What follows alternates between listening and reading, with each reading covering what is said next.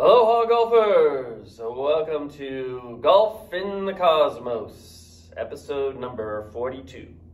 I'm Kevin Robalski, and here we talk all things Mac O'Grady and MORAD. Today is part 2 of a 4-part series, Mac O'Grady 1987, Tournament of Champions LaCosta.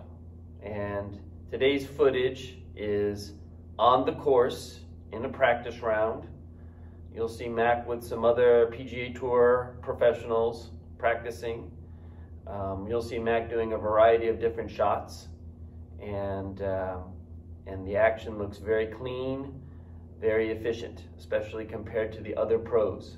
So again, this goes into the strict discipline of the MORAD modeling, which really focused on perfect balance and alignment and centeredness, and you'll see this demonstrated by Mac very clearly. In fact, I think it's hard to watch these videos and not be somewhat inspired to try more of the MORAD method, especially this generation. A couple of impressions I had, and again, some of this conflicts with later MORAD, but I really like Mac's lower body action in this video.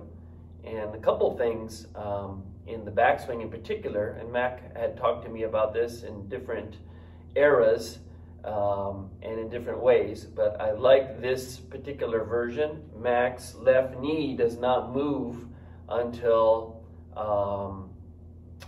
after P2. So if you look at P1, his address, P2, now Mac's knees are a little pinched in this generation, right? So that's a little different than the 90s where he was more bowed out. So you see the knees are a little bit more inward, especially with the irons. And when the club goes from P1 to P2, you won't see the left knee move. You'll see the right elbow bend, you'll see the wrist cock slightly, and then when the hand path moves past P2, then you'll start to see the left knee move in very slightly.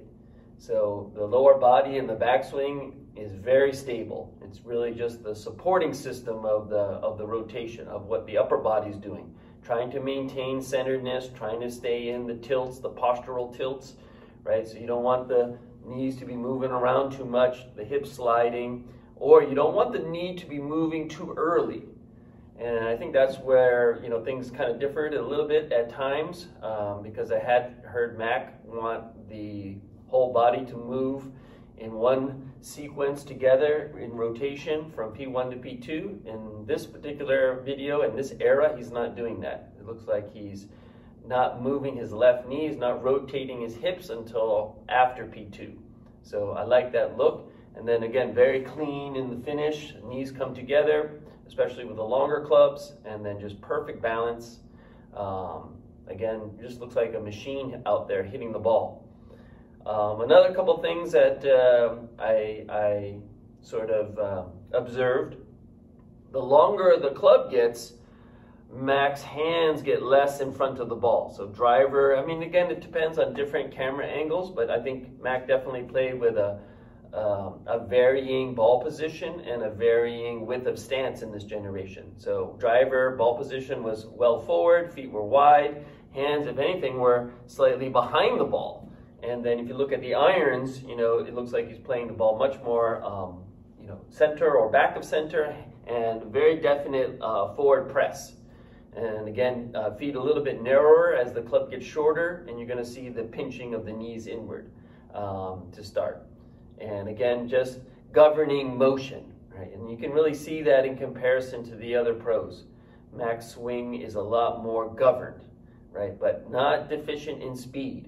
So power is coming from rotation. It's also coming from the recocking of the wrists. And again, the straightening of the left knee. That's freeing up the hips. Those things in perfect combination increase this whip-like action that Mac is getting. This is the short arc principle, which is basically the whip-like action. And it's increasing club head acceleration. And not easy to learn, but something that I think would be wise to strive towards. And again, this visual input from the video is highly inspiring. we look down the line view, again, to get that perfect P2, which I think a lot of Morad enthusiasts, that they really struggle with, I would try this delayed knee movement. So if I go to address and go into the backswing, trying to hit P2 perfectly, you might think something along the lines of, trying to get the camera angle lined up so well, is delay the left knee. So it's almost like a takeaway and then a turn. Keep the legs very, very stable.